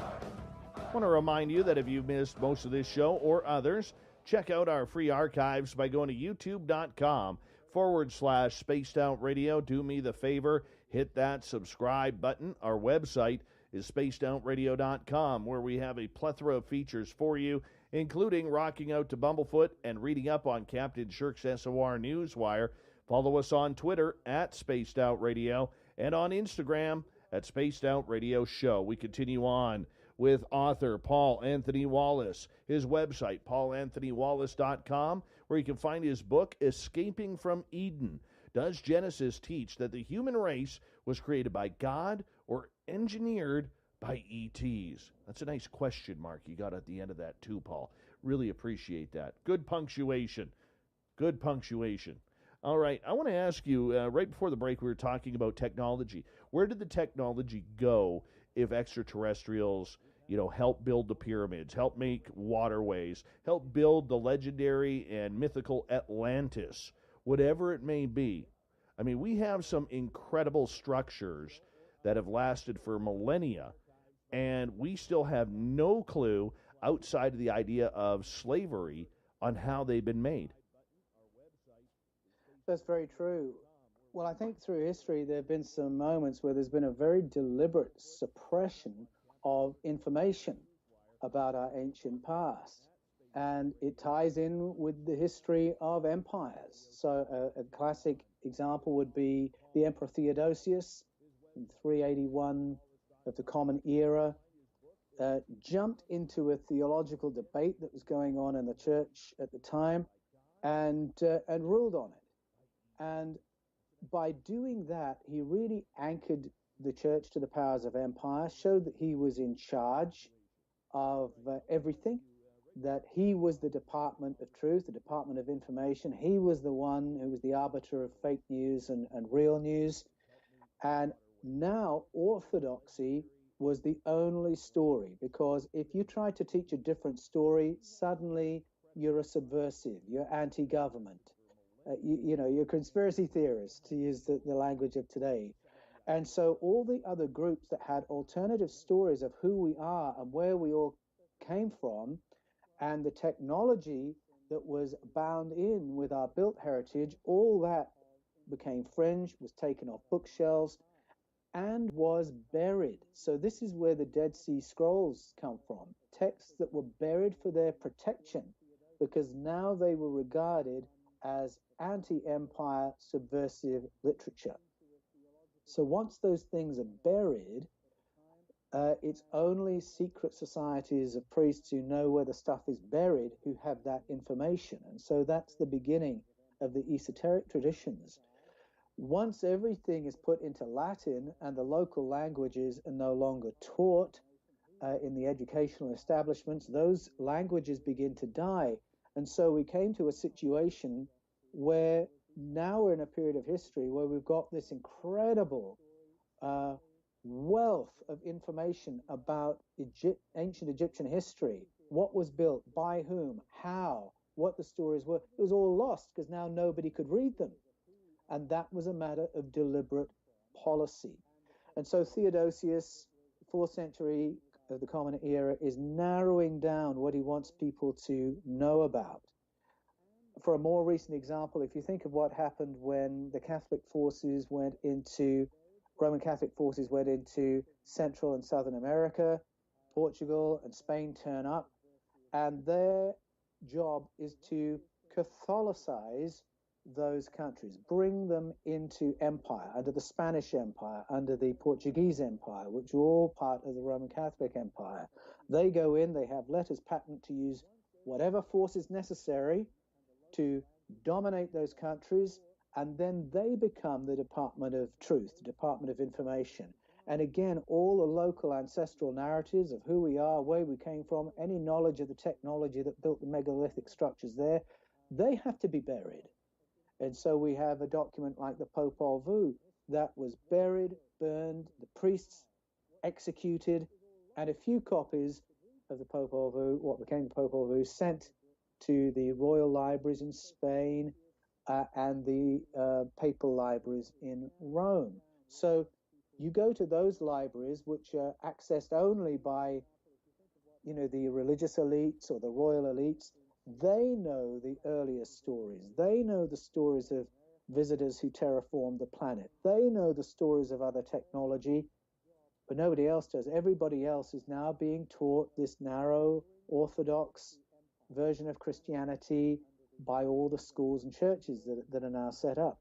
And yet that information is surviving. So you've got these elite libraries that have got the information. You've got these secret priesthoods who know where the texts are buried. The Popol Vuh actually resurrected because it was carried as by the descendants of the priesthood of the Mayan tradition, the priesthood of the feathered serpent, and they told the story to a Dominican priest they trusted in 1700, and he translated it into Spanish, so we found out what the earliest story was. But there you've got an example of one set of information for the elites who can get into the Vatican Library or the King of Spain's library, and one set of information for everybody else. And we were talking in the break, Dave, about John Dee, who in Queen Elizabeth I's court was using remote viewing technology that he had developed through his studies that went back to ancient Egyptian sources. He was providing remote viewing for what was the beginnings of MI5 for Queen Elizabeth I. What he was doing, if a member of the public was doing that, they would be executed for witchcraft. But the Crown wanted that technology because they wanted to know what their enemies and allies were thinking and planning in countries where they couldn't afford to employ spies. And so that's an example of one body of knowledge for the VIPs and one body of knowledge for everybody else. And in the case of Queen Elizabeth I and John Dee, it involved these technologies that had survived for thousands of years that go right back to our visitors who provided the technologies when they visited. But now it's all hidden. Now it's for the privileged, and the rest of us are just told to lap up a different story. I have a question for you from Frapsap in our chat room. Paul, do you have a belief in a spiritual side or afterlife where souls are immortal? And if so, who created the souls, not just the physical matter of life? Well, as we said right at the beginning, I believe in souls in the sense of I am an individual consciousness, and so are you, Dave, and that consciousness comes from the source consciousness. I think that probably is immortal. I don't think that does die. I think that comes into this material life and then goes somewhere else afterwards. What was the second half of the question? I forgot that, sorry. Give me 2 seconds here. And if so, who created the souls, not just the physical matter of life? Yes, okay. So I think we are aspects of the cosmic consciousness. So I think we all come from that source, from that 0 point. That's how I would see that. So though our material life is on a timeline because of how matter works, I think our consciousness is not. Another question coming from the gorgeous and talented Kira. Literally, that's how she spells out her name. And she goes, Paul, do you believe we are running out of reincarnated souls? And are there soulless people? Maybe they are ETs in human body. Well, the gorgeous and talented Kira, that is a great question. I don't believe we are running out of souls because I believe that the material universe is still being generated from what quantum physicists call the 0 point. I think that process is ongoing. The idea of soulless people, I think, might arise from contact with other beings who don't have the same capacity for consciousness that we do. And I think sometimes we assume that if a species is advanced enough to be able to get to planet Earth from another bit of the cosmos, we think they must be better than us in every regard. But I don't think that is the case, just because they have better or more developed tech. And if you're willing to take seriously people's accounts of encounters with small greys, as they're often described, there I think you're looking at a being that does not have the same capacity for consciousness that we do. Certainly, the impression is they don't have the same capacity for imagination or emotionality that we do. There's just this cold clinical robotic aspect to them. Not that they're robots, they just don't have the same wiring we do. And I think there's a spectrum of beings out there. And I think one of the reasons we have the interest of some of our visitors is that as animals, as mammals, as a fusion of Earthling and ET, I think there is a subtlety to our ability to process consciousness that may well be far more advanced than what is being experienced by some of our visitors. And when in Genesis 6, it says the ones like the powerful ones found human females attractive and wanted some of that in their gene pool, I wonder if it's some of this richness of human experience that they want.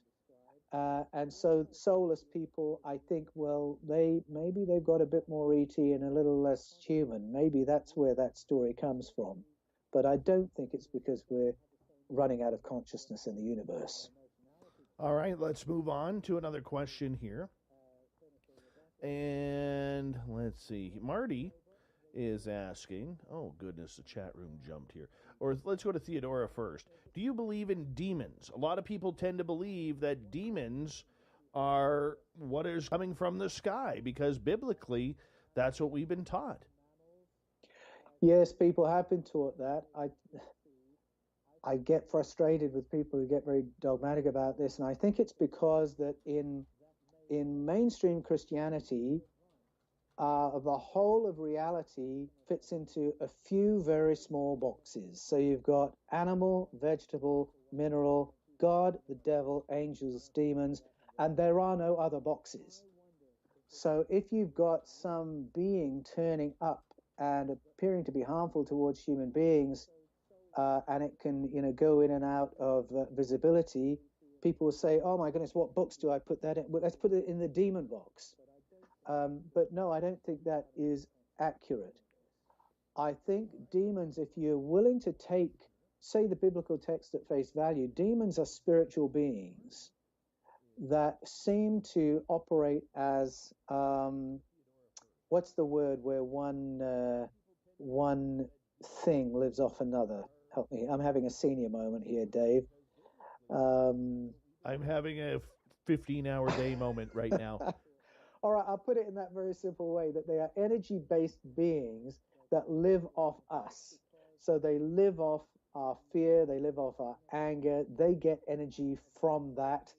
Some traditions, like the Gnostic Gospels, talk about archonic beings that manipulate human thought so that we exhibit more of those negative behaviors, and then they either get high off that or they feed off that. And I think demonic beings are archonic beings. That's how the stories play out in the biblical text. That's what I think they are. I think they are another kind of being in the universe. But I also believe there are other material beings just like us or very similar who live on other planets, who may have better tech, and they're not demons. They are just other residents of our cosmos. All right. Dr. Marty is asking, was Jesus divine, extraterrestrial, or human, or all of the above? Oh, great. That's a wonderful question. Short answer, I reckon all of the above. My research for the Scars of Eden and Escaping from Eden says ultimately we're all hybrids. We're all earthling with a bit of ET in us. And if it's true of us, then it's true of Jesus. So if he was human, which I absolutely believe he was, then he was a hybrid. But there is also this amazing tradition of stories all around the world, centuries old, still being experienced today, of anomalous pregnancies. Now, the Bible tells us Mary's pregnancy with Jesus was anomalous, that it was an artificial pregnancy, same as her cousin Elizabeth, who had an artificial pregnancy, gave birth to John the Baptist, same as Samson's parents in the Hebrew Scriptures, same as Abraham and Sarah, who gave birth to Isaac after a close encounter with sky people, same as the mother of Emperor Lao Tzu and the Yellow Emperor. We call these the offspring of these anomalous pregnancies star children, because we believe there's been an interference in the pregnancy, that there's a little bit more ET in that person. If we go to the root stories, which I do, and in the Christian tradition, Hebrew tradition, the root story is Abraham and Sarah and Isaac.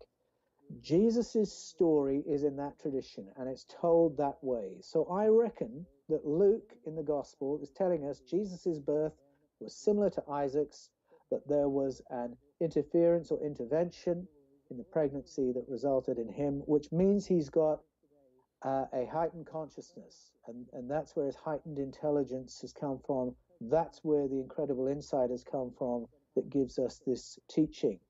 Now, the $64,000 question is the divinity one. Is he divine in a way that the rest of us aren't? Read The Scars of Eden for my answer to that bombshell of a question. All right, let's move on to another question here while we have time. The audience is jumping in, and once they jump in, we let them go. Let's see here. Eric is asking, how much does our soul weigh? Have you figured that out? That's a really interesting question. I don't have the figure off the top of my mind, but I do know that there was some research done decades ago that measured a difference in weight when a person dies, before any biological function has happened. When the consciousness has left the body, there was a weight difference that was calculated. 21 grams. I don't remember what it was. There were 21 grams. 21 so grams. that is really, really intriguing, because it suggests that what we think of as spiritual doesn't mean it's not physical, that there is a reality to consciousness that absolutely intersects with the material world. And just that single piece of information is like a red pill. Once you really process that, that's going to take you down a rabbit hole into the rabbit warren of everything we're talking about here. Very true. Lexi is asking, do you think we can be reincarnated back in time? With a DeLorean. With a DeLorean. What an intriguing idea. A lot of people don't know that reincarnation was the belief of some of the very early church fathers. And they got this from Plato. And Plato got this from, I believe, his study of Eastern religion via ancient Egyptian religion. He always had his reincarnation on a more conventional timeline, where we're moving into the future. Now, of course, we're discovering that time is not what we thought it was. Time is not the linear thing we've always imagined it to be. Whether that opens up the possibility of reincarnating backwards, I'd have to read some more quantum and get back to you on that question, I think. But it's a really intriguing idea. All I know is that question way too heavy for me. That's way above my pay scale, that one. But I do appreciate it. And let's get to Joseph, Mr. Persevere, who is asking, how many alien and Earth actions do you think are fighting for control of this planet right now? Or how many factions? Yeah, that's a really good question, because in Escaping from Eden, I argue that the proper translation of the Bible reveals a whole number of ET demographics sitting in what the Bible calls the Sky Council, or what Haim Eshed, the Israeli former head of space security, calls the Intergalactic Council. How many? I could talk about the number I've picked up in the Hebrew canon, but it just might be interesting to go to what the former Russian Prime Minister Medvedev had to say a decade ago, when he talked about a very large number of intergalactic visitors who are in contact with us. And he said with an absolute straight face while he was being filmed that every new Russian prime minister gets given a folder detailing all the species that we are in conversation with.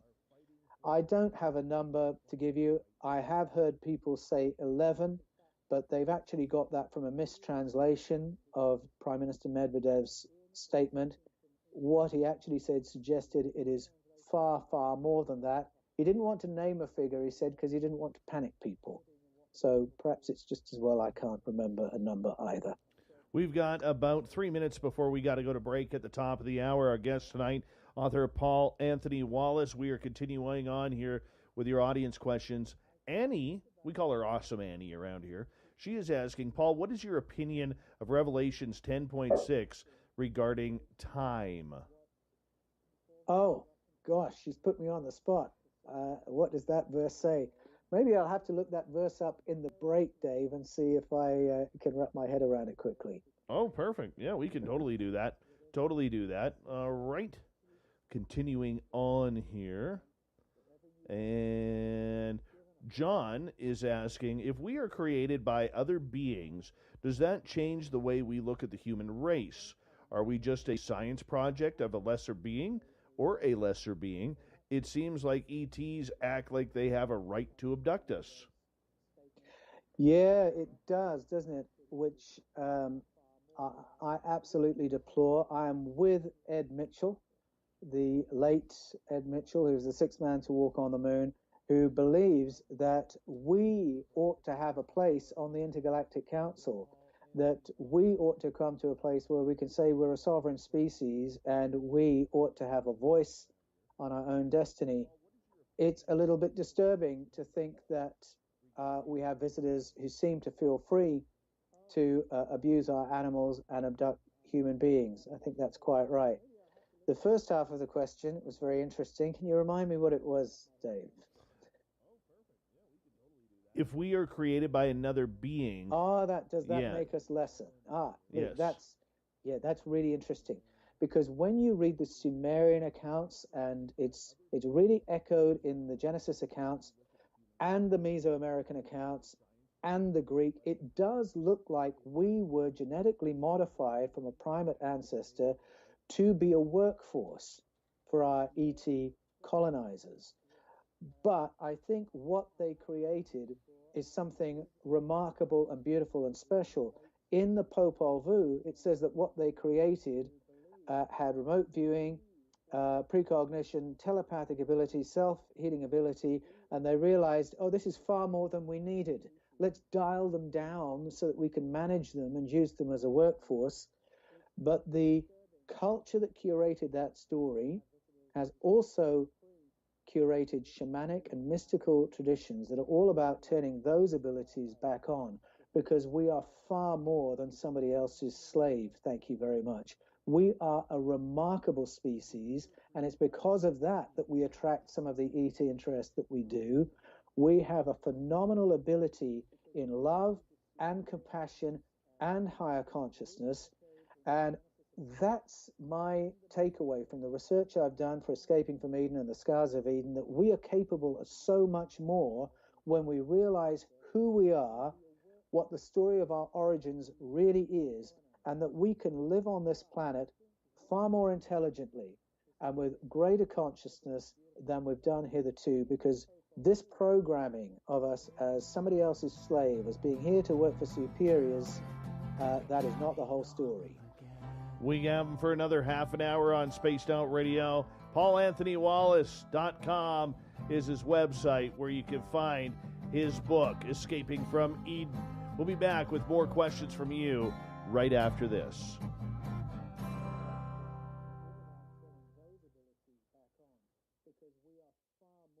So much easier when you work in sprints rather than marathons.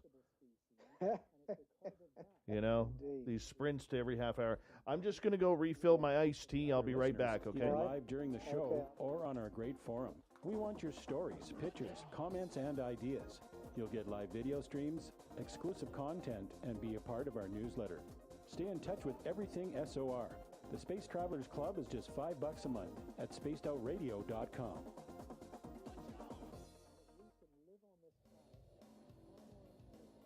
We all know on Spaced Out Radio we love a good beard and mustache, so why not take care of your facial hair with Mighty Moose Beard Oil? Made in Canada, we're taking care of beards and stashes around the world. We use 100% natural ingredients with our oils and balms to make your whiskers feel silky smooth. Use promo code SOR2019 at MightyMooseBeard.com today.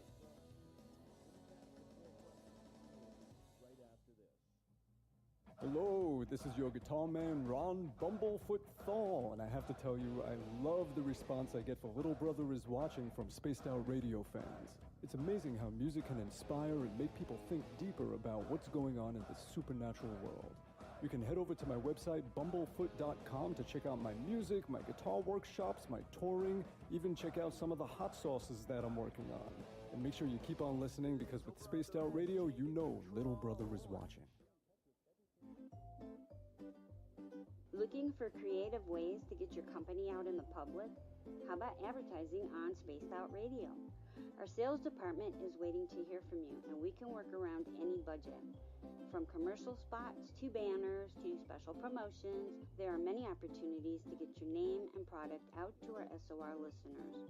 For a price guide and more information, please contact us at sales@spacedoutradio.com. Hello, Space Travelers. It's me again, Carl. Don't forget to join the Space Travelers Club for just $5 a month. And follow Spaced Out Radio on Twitter @Spaced Out Radio. Our Instagram, Dave Scott SOR. Our Facebook page is Spaced Out Radio Show. Our archives are free at youtube.com/Spaced Out Radio. Come woo it up with Spaced Out Radio today. Bye!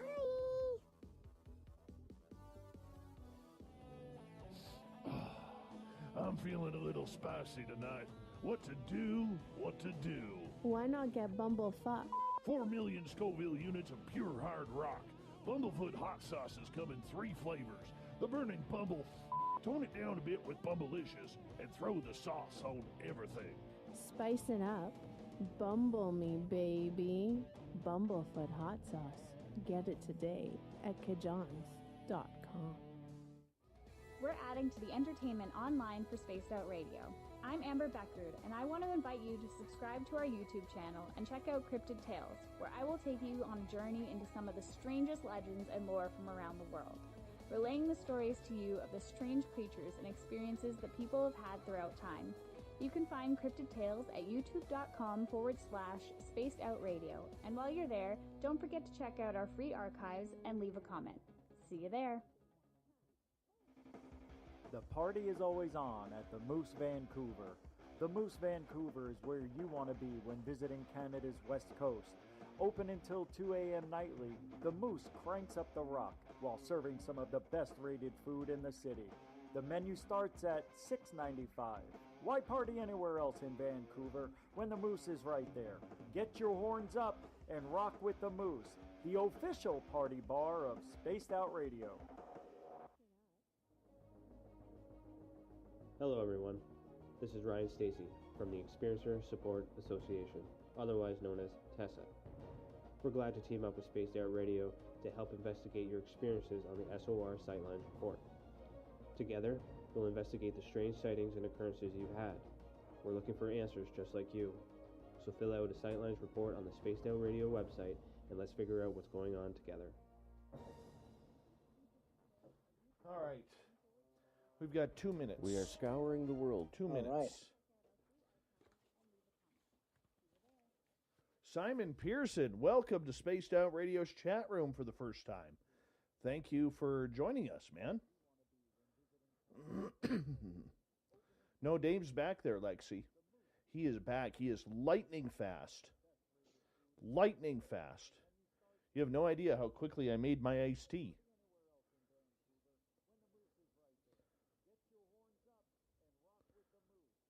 I'm having fun, man. Good. Thank you so much for doing this. You happy with where we're going? Love it. Love it. Great. This is such a curveball from what we normally do that it just feels good. Oh, good. Yeah. I hope I've done enough to earn your respect too, man. Oh, absolutely. Absolutely. I've listened to some of your shows. I love what you're doing. You've got a phenomenal voice, by the way, Dave. You really do. Face for radio, too. Face for radio. Well, same here. I paid enough for this voice through broadcasting school, so it better pay off. I can't breathe out of my nose, so, I mean, I'm surprised. Too much hockey. Oh, is that what happened? Hockey's a rough game. Not anymore. Like, when I played, man, that was the epitome. That was the epitome. Yep. If you didn't have somebody coming off the ice at least on either team once a game bleeding, it wasn't a good game. It wasn't a game. That was yeah. Now it's kind of like, oh well, it's like ballet on ice, and I don't like that. Oh well. I know. I know. Imagine if they took the hitting out of Aussie rules football. That's what the NHL and hockey has become.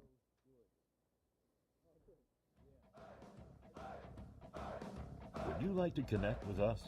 Head to spacedoutradio.com for all your latest show info. Now, back to Dave Scott and SOR.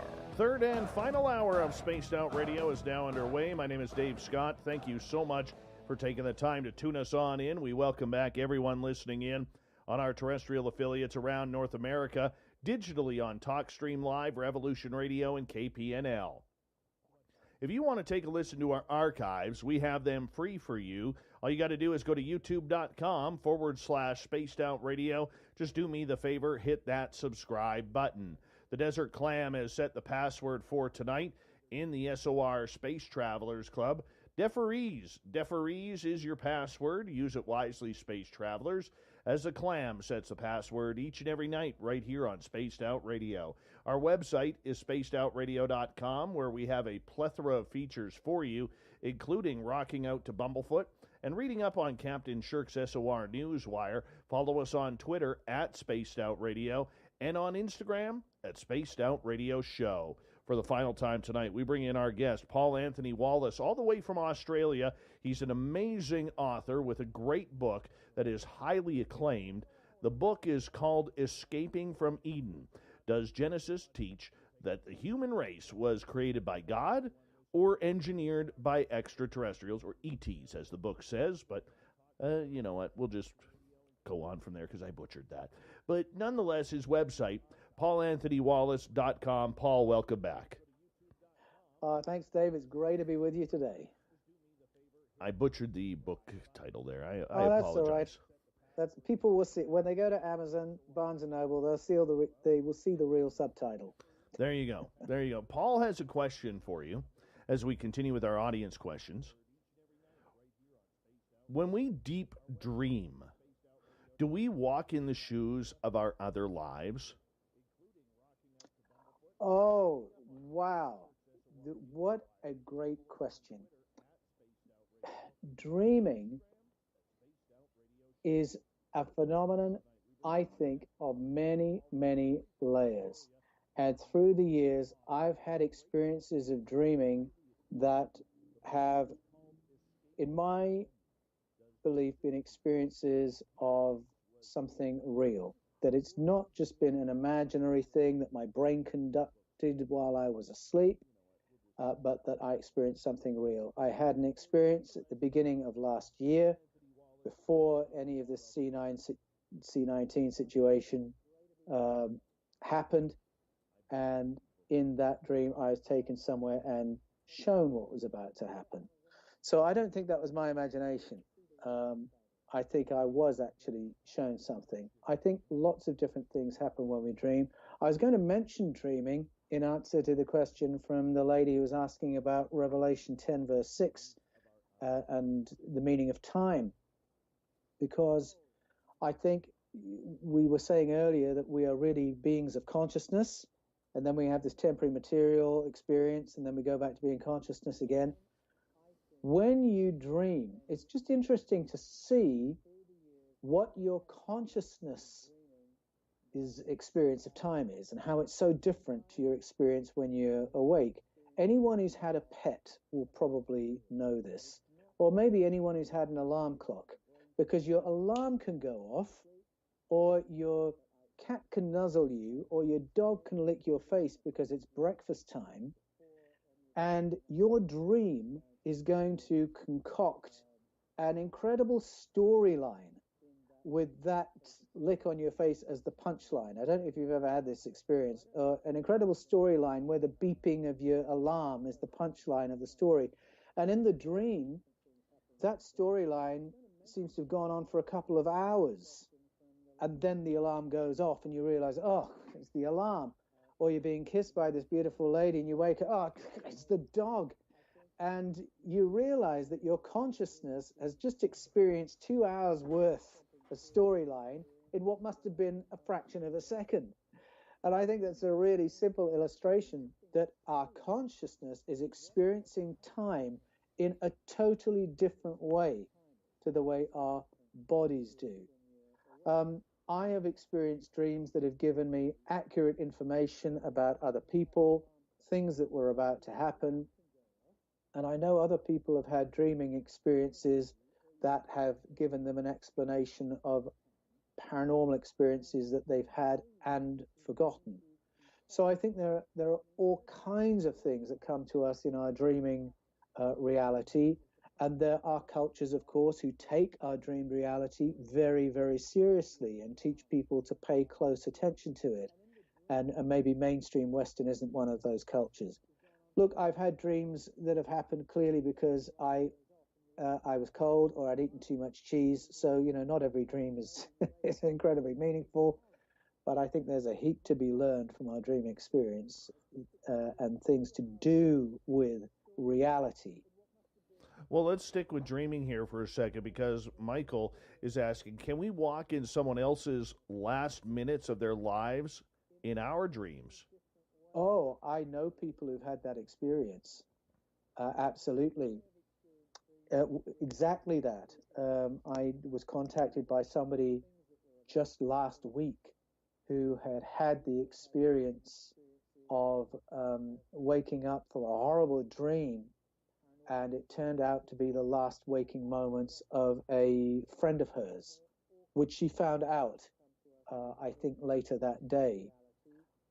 It relates to what we were talking about earlier, Dave, about the fact that we are antennae, that we are antennas for consciousness. And I think sometimes we can process somebody else's conscious experience. Maybe sometimes that's what past life memory is. I'm not sure. Maybe that really is our previous life we're remembering. But I think sometimes if something really vivid or visceral is happening to a person we're connected with, we can have a waking experience and know, oh my goodness, something's just happened to Pete. Or it can happen in our dreams. I've just woken up, something has happened. I'm not sure who it happened to, but I just experienced it. Yes, I know of a number of people who've had that experience. And as I say, only last week I was talking with someone that had exactly that. All right, let's continue on here with our audience question. Sovereign is asking, do you think the dragon ley lines are used for mind-controlling humans? And how do you think that works, if you're familiar with it? Oh, that's a very interesting idea. It's not something I've researched, to be honest. So next time I'm on, ask me again, and I might know a little bit more about that. But certainly, yes, mind control is part of what our ancestral narratives talk about. Ley lines do play a role in esoteric knowledge that's been carried from the past. How they intersect, I'm going to have to do a bit of research before I can really tackle that. All right. Is there one big control trying to keep us as average human beings under wraps, under guard? Because, and I hate to use this because I so don't believe in it, but, the flat earthers tend to believe that there is this giant global conspiracy that was put in by royalty and hierarchy and governments, hundreds of years ago, because it was a way to control the planet if they said it was round after changing their tune that it was flat. Now, I don't buy that, because we've put people in space. We put a number of things in space, from satellites to dogs and monkeys and whatever it may be. I mean, look what happened with just the landing of Perseverance. I mean, that's an incredible feat on its own. But there is all of these fringe groups who tend to believe that the Bilderbergs or the Illuminati or some sort of satanic cults out there are bringing in and hiding all of this type of history for control of humans. Do you see that happening? Yes, I'm not a flat earther either, for all the reasons you describe. I mean, you've only got to befriend an international pilot to realize that we do live on a globe, and that anyone who flies an airplane any distance has to navigate and adjust because of that. So no, I'm not a flat earther. I think, unfortunately, there is a kind of a paranoia about authority that comes from a particular theological stream within Christianity. It's actually I think a theologically rooted idea that you can't trust anyone outside your faith community. And I think that's where some of the energy for flat earthism has come from. But in their defense, I think those people are picking up on a reality, and that is that those who govern us want to know more than the rest of us do. You know, knowledge is power. And just last year, there was a little bit of upset in Australia because the government here was wanting more